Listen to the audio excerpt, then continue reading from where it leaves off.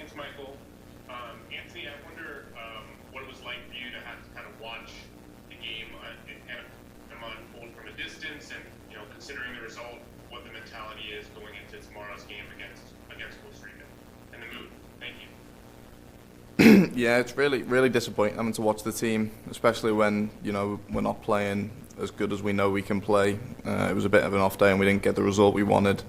So having to watch and not being able to try and help out is frustrating. But going forward, it's the same message we've had throughout the whole camp. The next game's the most important game. So the mood now is we've got to go and beat Costa Rica, and the boys are obviously disappointed with the last result, but the mentality is all for the game tomorrow. Next will be Jonathan Tannewald from the Philadelphia Inquirer. Thanks, Michael and Anthony. Thanks for the time.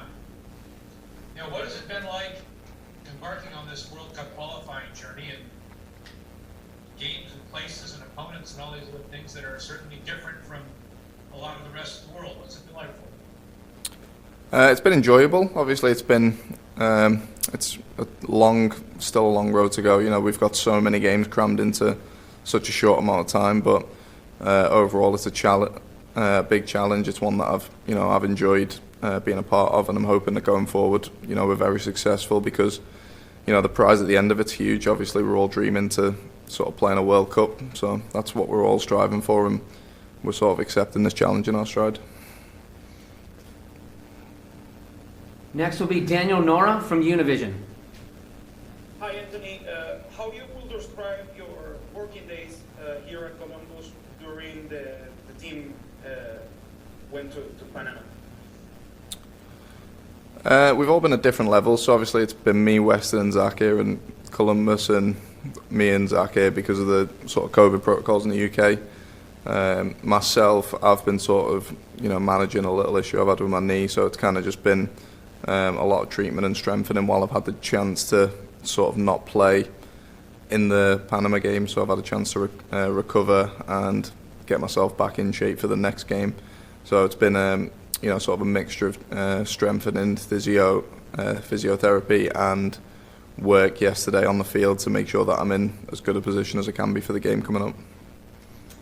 Next will be Grant Wall. Hi, Anthony. There's kind of a trend with this U.S. team lately. The U.S. hasn't scored a goal in the first half for 8 straight games now.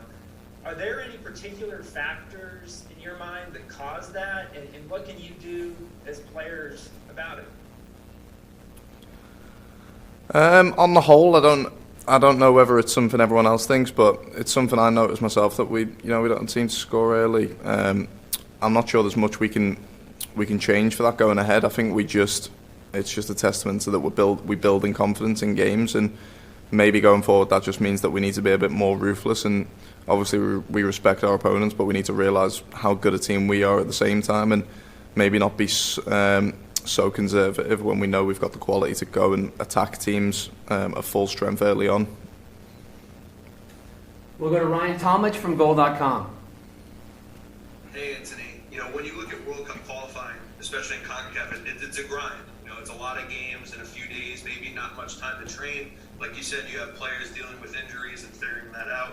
It's not unlike playing in the championship, where it's just a lot of games and a lot of different things going on over a short period of time. How does playing in the championship kind of prepare you for moments like this, where you're playing a lot of games quickly, where you're not 100%, where you're kind of dealing with all these different things?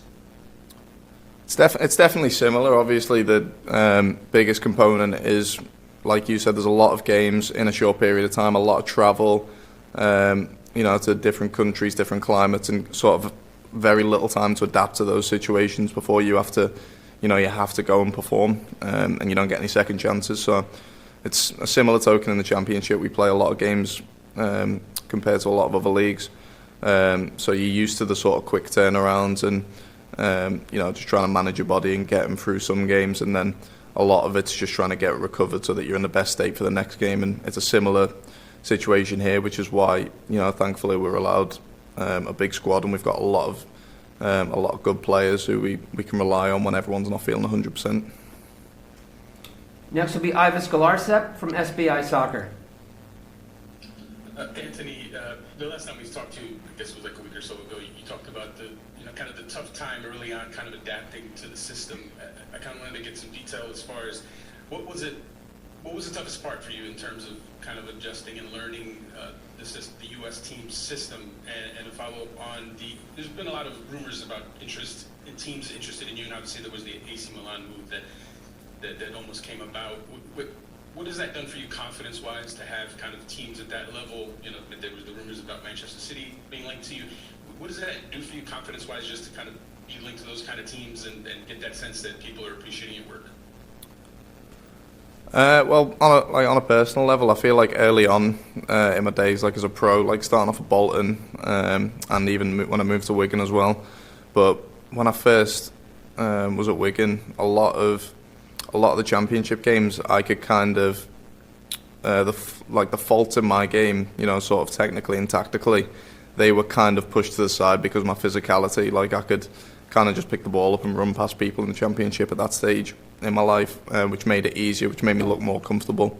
And then you come out to the international stage where everyone's physical, so you don't just get away with not understanding the game properly just for your physicality. So it was just sort of like developing into being more tactically aware and fitting into a system where you actually have a role, rather than at Wigan I just felt like I was a big outlet who could get the ball and drive the team forward pretty much all the time, which didn't work out for the US early on. And what you said confidence-wise about being linked with clubs, especially after the AC Milan thing, like for me personally, I kind of just it's obviously nice to see things like that, but I don't really take too much out of it because I just want to get on with the job that I'm doing at the club I'm at. And like you never know what's going to happen in football. I don't like to get my hopes up for anything, so I kind of just work hard where I'm at, and the rest will take care of itself another time. We'll go to Sam Stayskoll. Thank you, Michael. Thank you, Antonee. Hope you're doing well. Obviously, Costa Rica, they've only allowed 3 goals in qualifying so far. I'm curious what you see in them, if you think they'll come out kind of in a low block, and if so, what you guys have learned from the Canada game and the Jamaica first half when they were kind of defending pretty deep and staying organized, on how to break that down and get the goals you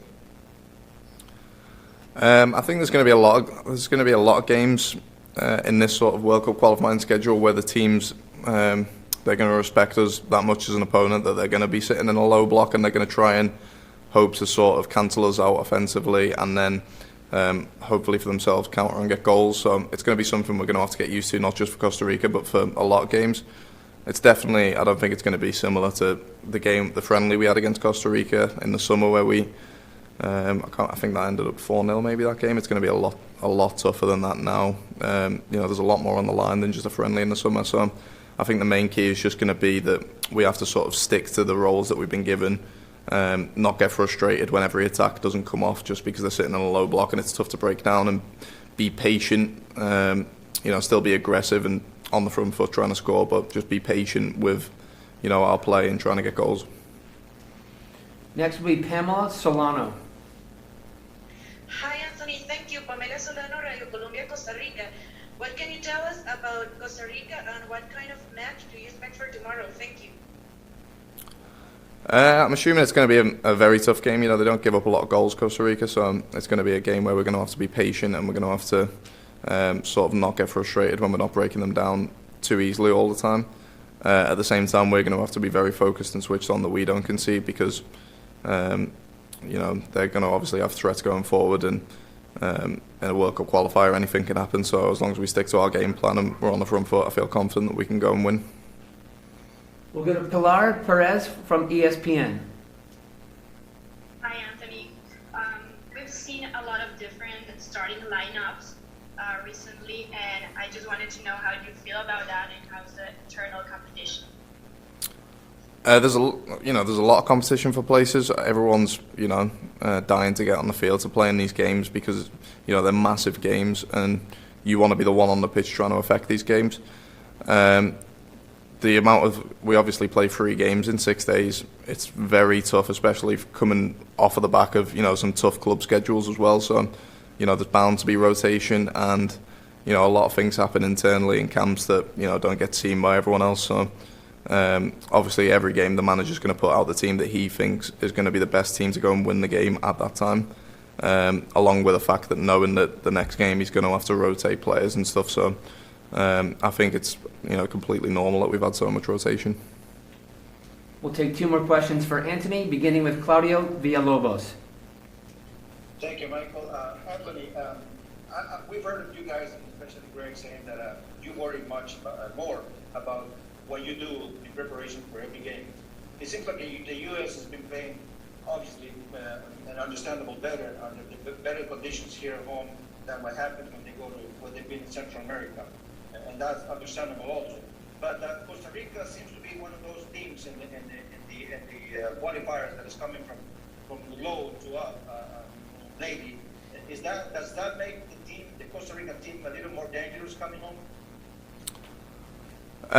Yeah, it definitely could do. Obviously, they're going to come. They're going to come to like our stadium. It's going to be a really good atmosphere. It's going to be a nice pitch in a new stadium, and they're going to be giving everything. Like I've said in previous interviews before, when people play against us, it's going to be one of their biggest games of this qualifying window, home or away. So that fires teams up a lot more, and that just makes every opponent we're going to play more dangerous than they might necessarily be against another team. So that's something we're aware of, and we know we've got to keep our heads about that and just try and keep switched on about what we're doing, but be aware that they're going to give everything. Our last question comes from Estefan Monge from Costa Rica. Thank you. Hello, Anthony. Do you consider that there is pressure when you're playing against Costa Rica? Thank you. Yeah, there's of course there's pressure. I mean, Costa Rica are only 2 points below us in the table, so losing against them, they'd go above us. And at the moment, we're just trying to win every single game as it comes. And a win against Costa Rica would put us in a brilliant spot at the end of this window. So there's definitely pressure on the game. There's pressure on all the games because of what's at stake at the end of it. It's qualifying for the World Cup. So individually, each game has pressure. This game definitely has pressure, but that's the sort of pressure we enjoy.